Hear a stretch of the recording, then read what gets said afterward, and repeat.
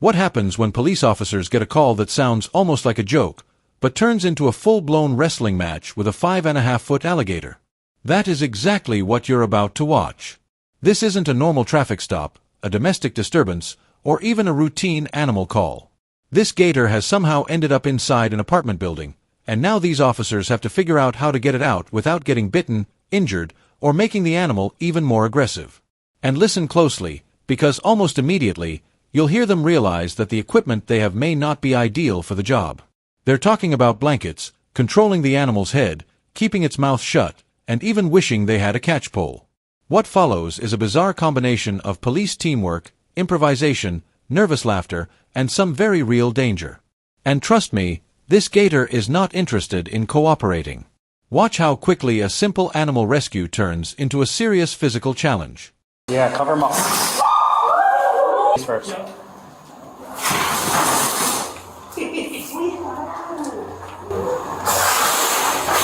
That thing looks angry. It's pissed. It's not happy. The problem is the wind is blowing in. No. Do you have your patrol blanket? That big wool blanket? Yeah. Grab that. Here, Jasmine, throw this on my truck. These guys are wily. I never caught one this big. Once you're on him, he'll be fine. But you gotta go. Once you get his face covered, it'll be easy. It'd be really easy if we can get a catch pole. That's not fun. I want to see Kyle in his natural element. You gotta take your vest and your shirt off. Should I? Throw me that stick. Don't piss him off. We're about to... He's already gonna be pissed. The best thing you can do is get him to fire up. Yeah, wear him out. Right away, the officers are trying to solve the biggest problem.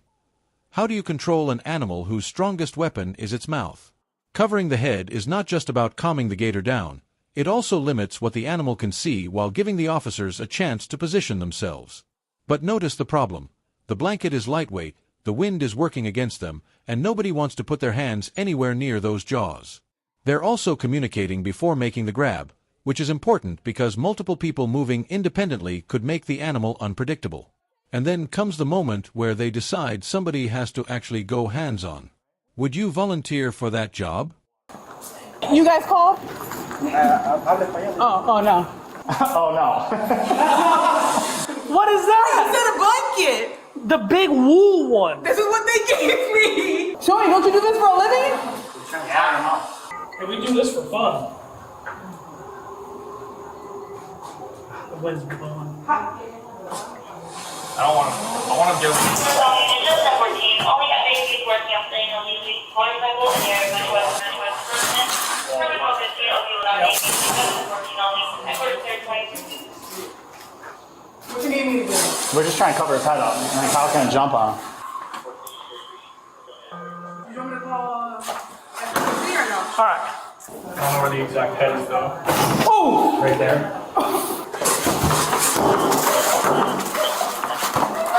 Back off. Hold on, let me get my gloves on. I'm with you, Kyle. I don't always want to do this. That tail is Do we have to say yeehaw? I'm jacked up. I've never done this. I'm from New York. Let's go, baby. tape? You have duct tape? You have duct tape? We just have to tape that mouth. That's the thing. You just jump on like that, right? Where is the water So- at? Right out there? There's no water here. The closest water is that, and I'm sure they don't want to. And now the plan is becoming much clearer. One officer is preparing to control the animal while the others are assigned specific positions. Hold the body, control the head, watch the tail, and prevent the gator from rolling or turning. That kind of verbal coordination matters because this isn't something you want to improvise halfway through the grab. But there's another issue developing. They're realizing the gator may need to be relocated, and that means they can't simply pin it down and walk away. They have to safely secure it, move it through the building, and eventually get it back into an appropriate environment. The question is whether this homemade setup is going to hold together. He might be over the threshold. We can call FWC and they'll come pick him up. It's got to be 5 foot. Perfect.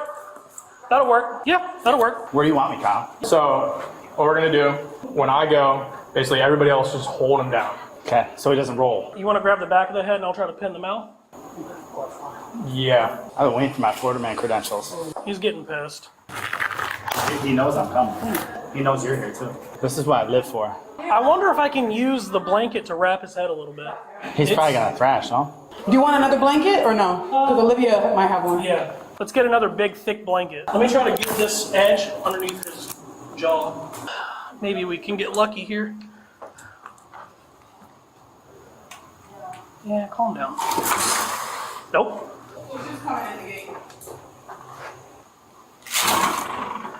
Ooh, they growl like that? Yeah. When they're that small? Yeah. You don't want it back in that corner, though, do you? Kyle, grab his tail.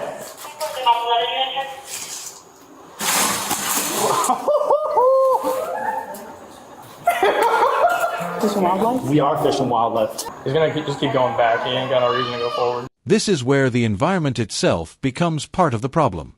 The gator keeps backing toward a position where the officers have less control, so they're trying to move it into a location where they can safely approach from multiple sides. Listen to how often they're telling each other exactly what to grab and where to move. That's not random shouting, it's coordination under pressure.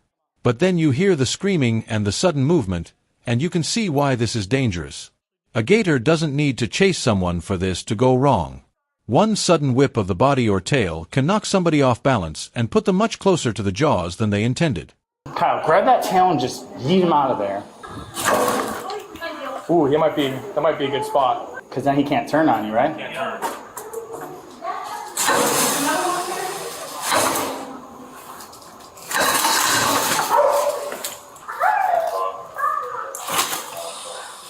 Yeah, back him up, Pope. I'll back up a little bit. Back him up. The reason why I wanted the wool blanket is because it's heavier. It'll actually do what I'm trying to get it to do. This is so light it just blows in the breeze. Olivia's bringers too. Hang on. He's in a bad spot. That's not a good spot. Go calm down. I want to do that one time. We need duct tape. What was that, medical tape? Tape. You can use like Scotch tape damn near. Oh, okay.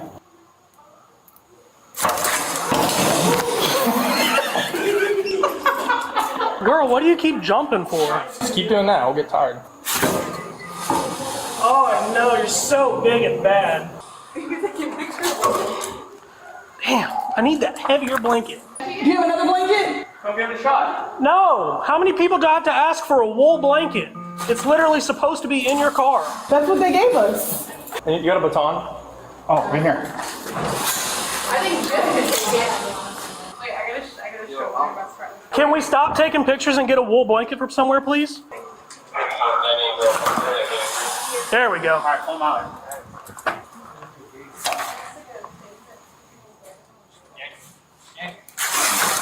Don't. You gotta be able to move fast. Okay, yeah, right here. I don't. I've never seen alligator. Is there a wool blanket anywhere? No. Here's one of the most important details in the entire encounter. Equipment is becoming the limiting factor. The officers know exactly what they want, a heavier blanket that won't simply get pushed around by the wind, but they don't have one readily available. That forces them to repeatedly pause, reposition, and improvise. And every extra attempt creates another opportunity for the animal to make a sudden move. Notice how frustrated the officers become when they keep asking for the same piece of equipment. This is a good reminder that even trained responders can find themselves relying on whatever is immediately available. Now they're finally getting another attempt. The big question is whether this heavier blanket changes everything. Hang on, we gotta pull the blanket down on the side. It's about to come up. This dude's pissed. Hey, hard-headed. There's a bigger wool blanket that they used to give out. That's what I'm looking for. Yeah, that's all I give out nowadays. Let's try it again. His head's right here. Yep. Yep. He can't bite you through the blanket, Kyle. Oh, that was a quick turn. All right, I'm gonna yank him out. You ready? Yeah. You gotta do it fast. Just do it fast. He's gonna whip back. Grab the blanket. Out here? Yeah. I got him. He's tired now. All right, that's good.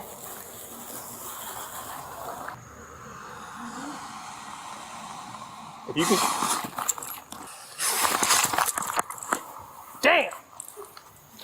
Throw that, Shields is a little scared. I'm not scared. I'm jacked up. If they were scared, I'd be scared. Now, if he chases me, I'm gonna be scared. he ain't gonna chase you. Oh no.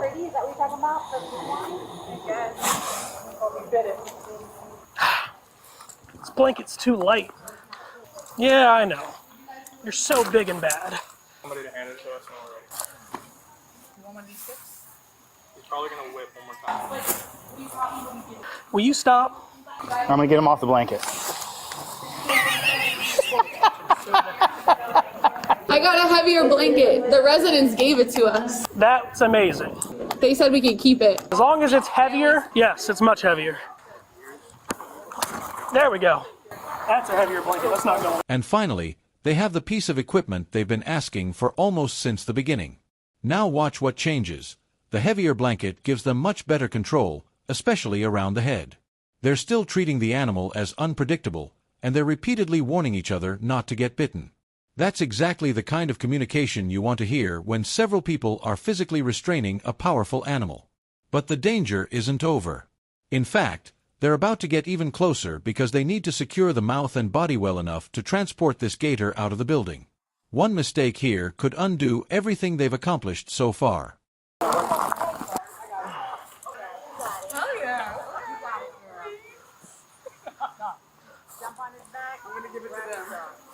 I'm so nervous. I can lift his jaw up again and then grab it. So, because when you have both the bottom and the top is when you have the most control. When he grabs it, though, you've got to pin his body. I'm picking his tail up so he can't use his tail. I'm jumping on him? Do not get bit, please. No, I don't. We'll do that. Okay. Keep the tail. It's all right. He can't see still. We're good. We're good. We're good. No, we're good. You could low-key wrap that around his jaw. That's what I'm trying to do. There you go.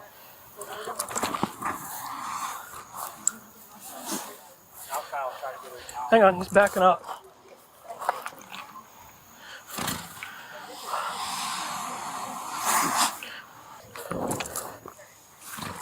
Be careful.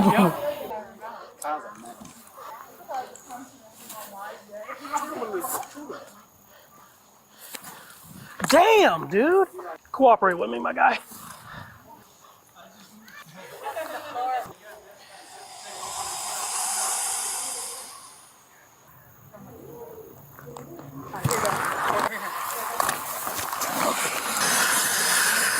I got his head. Oh. Very good. This tape is ripping very easily. Yeah, it's okay. Now they've reached the point where containment is becoming much more important than simply getting the animal under control for a few seconds. The officers are checking the mouth, identifying the nose so they don't interfere with breathing, and making sure the restraints are actually staying in place. That's a crucial distinction. Catching an animal and safely transporting an animal are two different problems. The gator may look exhausted, but the officers still don't assume it's harmless. They continue covering the head and controlling the body because one sudden burst of energy could still create a dangerous situation. And once they get this animal into the hallway, the entire team has another challenge: moving it through a public space without losing control. Anyone have duct tape? Anyone have duct tape? Duct tape. Well, we got him now. It's okay. Oh, it's like coming right off though. Don't make me move my hands. So you only need 15 pounds of pressure to close a gator's jaw. That's it? Yeah. This guy's also about, what, 6 years old? Yeah. They Can grow. you stop taping my thumb? That's his nose right here. This is where he breathes. Okay. Gators grow about a foot every year that they're alive for the first 8 years, and then after that, they grow an inch or two a year. So Oh, the real perfect. big You got gators you see, duct tape on it. they're 40, 50, 60 years old. That's perfect. Yeah. Here. Oh. We'll take pictures here in a minute. Look at his eyeballs. We'll relocate him to one of I the... know. How much do you want to do? Keep going. Give me one more good rep. All right. Cool. That was great, guys.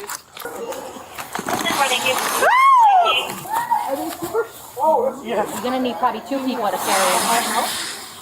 No, his mouth is closed. He's done. He can thrash around all he wants. Drag him by his tail. We're going to pull him right back here, and then we'll go to the cage. Let's put the blanket back over his face. Calm him down. If we need to tape his arms, It's like we're handcuffing it. You're not under arrest, you're just being detained. like his hand. All the way underneath. Like this. Oh. Okay. Oh God, he is being handcuffed. 10:15 to the nearest lake.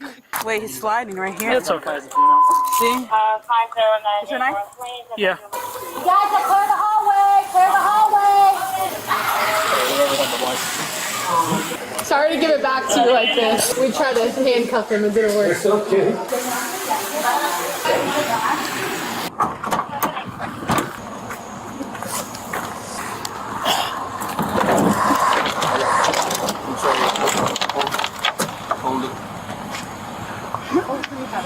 Yeah, he's good now. Hold his mouth, Shoni. Yeah, somebody here's trying to put in for the egg. So. Dave down. You can't just humble on me. You're gonna get off. I'm gonna let go. Go ahead and get off. We got him. All right, on the count of 3. Hold on, I don't have anywhere to go. Want to get over here with me? Let go. Damn, nice on 3, bud. Sorry. He was rolling, or he was freaking rolling. I want him to go in the water. Tap his tail. Yeah, he's pissed. There you go. He's not very happy. Going the right way. Yeah, go on. Come on. Come on, Bubba. Come on. Yeah, there you go. There you go. Well, this is, yeah. Bye, buddy. Yeah, there you go. Nice and healthy. And that's how a routine animal call turned into one of the strangest bodycam encounters you'll see. The officers were dealing with a roughly 5.5-foot alligator inside an apartment building, and instead of rushing in blindly, they spent much of the encounter communicating, repositioning, trying to control the head, and searching for equipment that would make the job safer. Their biggest problem was that the lightweight blankets weren't giving them the control they wanted, forcing them to improvise until a resident provided a heavier one. They also understood that simply restraining the gator wasn't enough. They still had to move it through the building and eventually release it safely near water. There were definitely moments of joking and chaos, but the officers ultimately accomplished the main objective: get the animal out without anyone being bitten and return it to a suitable environment. And honestly, after watching all of this, the officer's final comparison says it all.